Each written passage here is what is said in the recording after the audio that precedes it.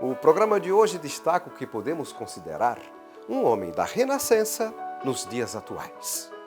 O músico, designer e publisher César Augusto Vitelli. Do rock à fusão da música barroca, eletrônica e new age, Vitelli traz para a sua vida profissional o mix de influências da sua formação musical.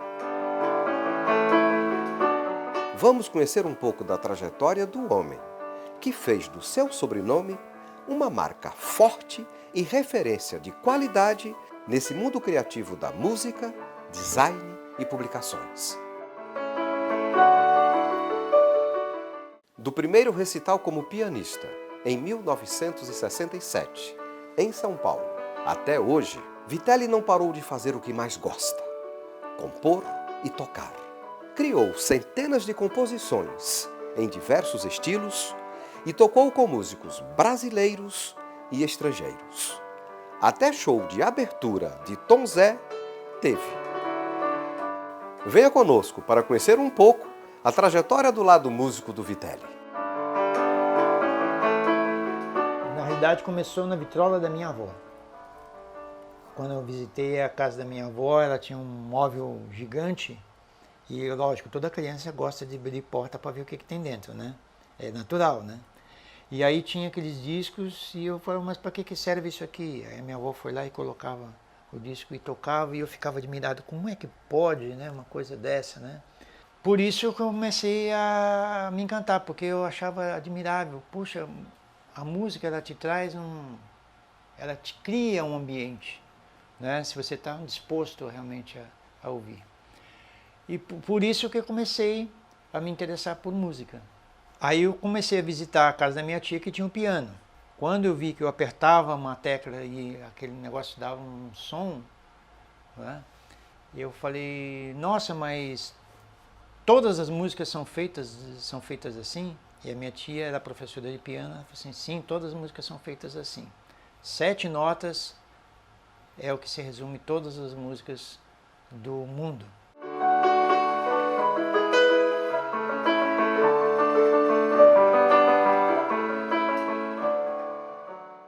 Pelo piano ser um instrumento muito caro, a minha tia não deixava eu ter muito acesso, né, ao piano. Só que, pela insistência, ela acabou me dando um impresso que vinha toda a tecla do piano. E eu levei aquilo para casa. Mas todas as vezes que eu ia na casa dela, eu abria o piano e ficava tocando e ouvindo como era cada nota, que nota daquilo. Até que um dia, de tanta insistência, a minha mãe fez um acordo com a minha tia para as duas comprarem um piano para mim, usado, e só meu. E aí quando eu cheguei em casa da escola e vi 2 homens gigantes carregando um armário dentro de um cobertor, colocar na sala, e a minha mãe, agora você pode levantar o cobertor, e eu vi que era um piano.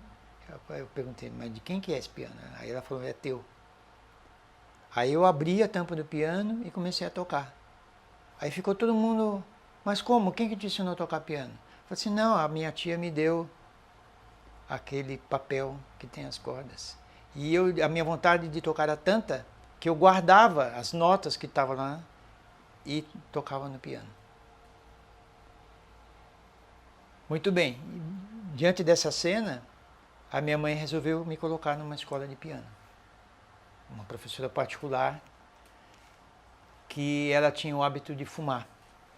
E cada vez que ela fumava, eu saía da partitura e começava a produzir algo que eu achava que poderia ser melhor aquela partitura.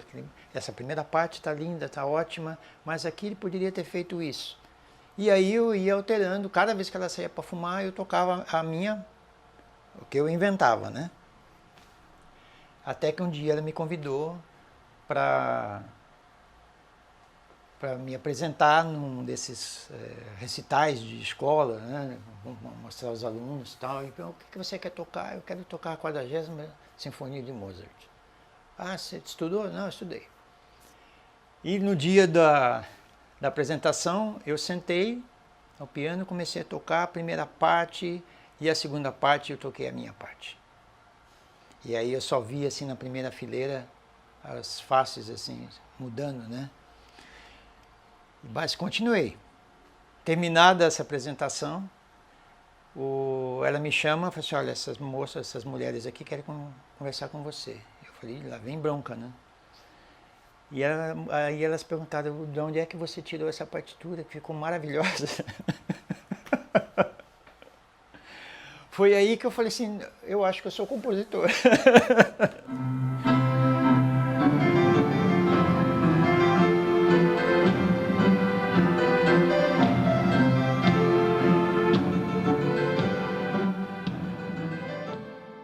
Eu sei que o meu primeiro disco foi o Compacto Simples. Como eu trabalhava na Folha de São Paulo, a Rádio Excelsior era bem na esquina. E na época tinha um apresentador muito conhecido e estava fazendo um sucesso incrível.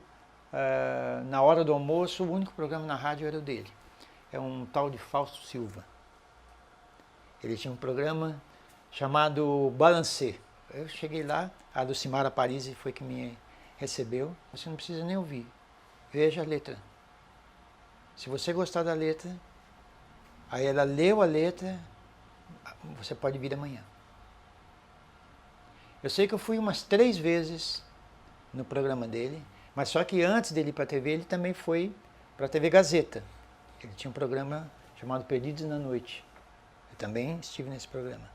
Aí eu fiquei animado, poxa, que bacana, que legal, né? E aí eu resolvi partir para o LP, Os Olhos do Dragão. Quando eu lancei esse disco, eu percebi o quê? Que o disco poderia ter vendido mais se ele fosse em cassete. Porque todo mundo tinha tocador de cassete, de fita videocassete no carro. Aí eu falei assim, bom, mas meu próximo disco vai ser em fita cassete. Aí eu lancei Os Semeadores do Futuro. Quem fez a abertura desse show de lançamento para mim foi o Tom Zé. Então foi muito bacana. Quando eu vim para Santa Catarina, eu me relacionei muito bem com jornalistas, que era o pessoal do meu ambiente ali, né? E músicos.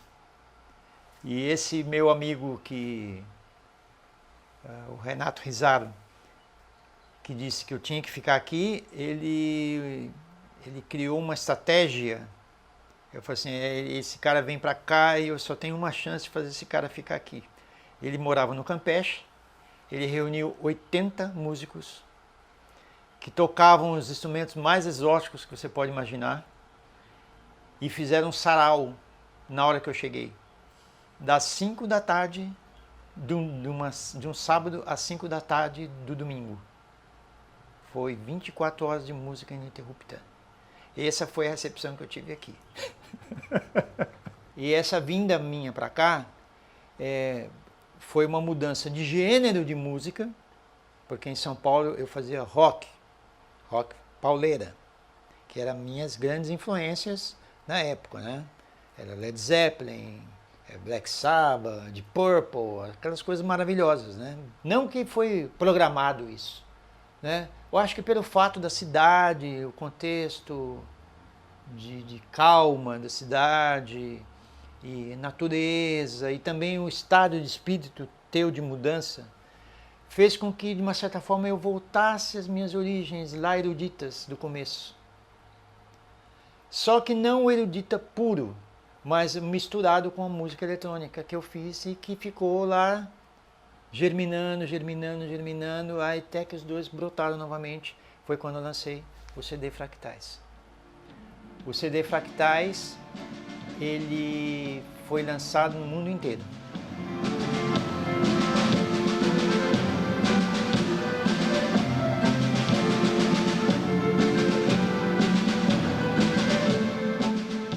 Eu tive casos assim bem pitorescos. Esse disco, quando lançou, ele estava numa loja aqui em Florianópolis e eu fiz um pocket show nessa loja. E aí eu levei o disco, levei o cartaz do disco, coloquei na loja e tal, e a moça da loja botou bem no alto, assim, botou o banner. No dia seguinte, ela chegando na loja, atrás dela uma senhora. Subiu junto com ela abriu a loja, era a primeira cliente do dia. Quando ela abriu a loja, ele olhou para o cartaz, você tem esse disco?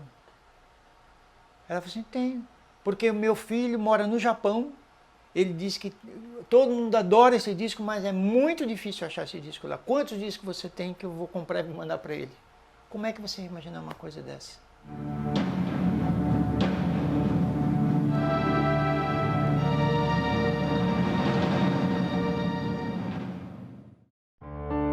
A Vitelli Publisher é a editora e prestadora de serviços editoriais, com mais de 50 títulos publicados em diversos idiomas.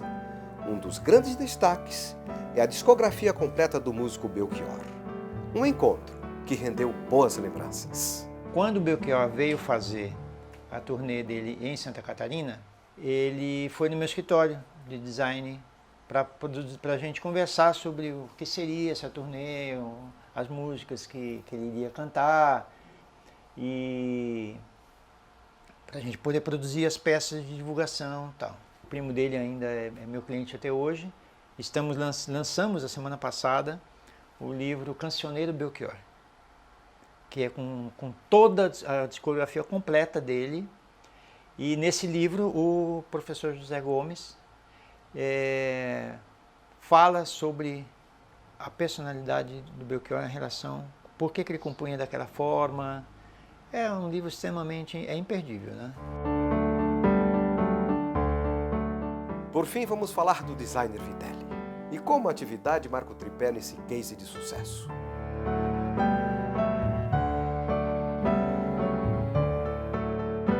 Eu acho que a carreira do profissional é essa, é você buscar desafios, né? Eu dei aula de design.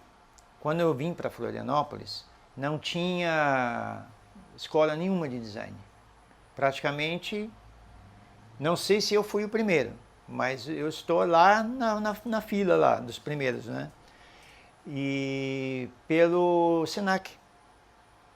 Porque eu fui dar consultoria numa gráfica e o rapaz da gráfica, um funcionário da gráfica, conhecia umas pessoas do Senac e falou assim, olha, você poderia dar esse curso lá no Senac, que ia fazer muito sucesso e tal. Um curso que eu tinha formatado especificamente para o trabalho dele. E aí o Senac me convidou. E aí eu desenvolvi um curso lá de diagramação básica, de coisas assim. Depois aí veio, obviamente, né, outras faculdades e tal. E as pessoas falam, mas você não tem receio de dar aula e você não está formando concorrentes? Eu falei assim, não, minha ideia é que o meu aluno fique melhor do que eu. E que perguntem para ele no futuro, nossa, mas como é que você é bom? Ah, é porque eu tive um bom professor.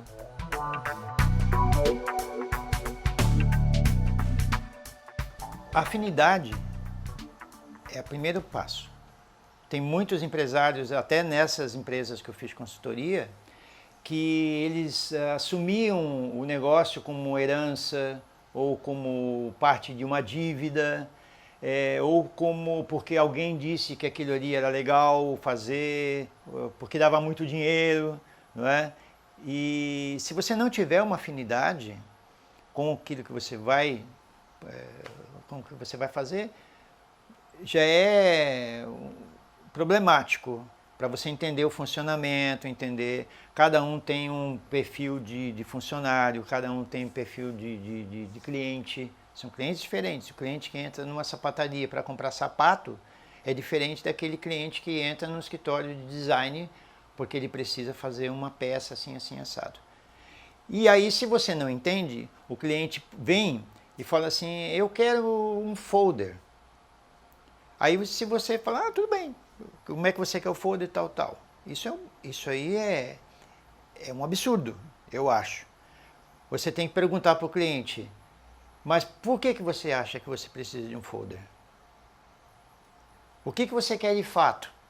Aí, às vezes, aquele folder se transforma num outdoor. Ou, às vezes, ele vem com uma ideia de outdoor e sai com uma postagem na rede social, porque você tem que ter essa visão da necessidade.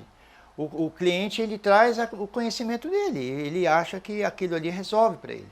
Então você precisa dar essa consultoria, não é? E a outra questão é a ambição, né? É lógico que toda empresa precisa ter lucro, que nós vivemos num mundo onde o dinheiro é a máquina que faz as coisas se movimentarem, né?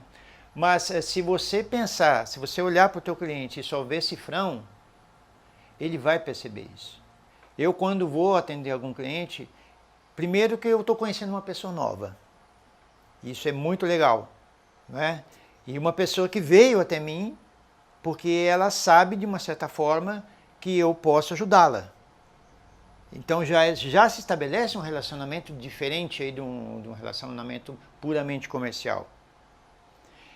O orçamento, os recursos são consequências daquilo que eu vou oferecer para a pessoa, né? Às vezes as pessoas, nossa, mas eu achei que era muito mais caro. Eu falei assim, não, poderia ser mais caro se fosse de outro jeito, se fosse assim. Outros acham assim, ah, mas assim eu não tenho condições de pagar. Aí você oferece alternativas, não é?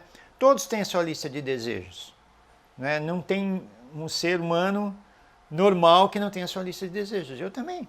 E às vezes eu compartilho isso com os clientes, porque o design ele não é um trabalho artístico que você pode sentar e criar um cartaz que você adora, mas que não resolva o problema de comunicação do cliente. O design gráfico é um mix de arte com ciência. Existe um texto, existe uma foto, existe uma mensagem que tem que ser passada. Quantas formas que você pode fazer aquele mesmo folder ou aquele mesmo cartaz? 500 jeitos?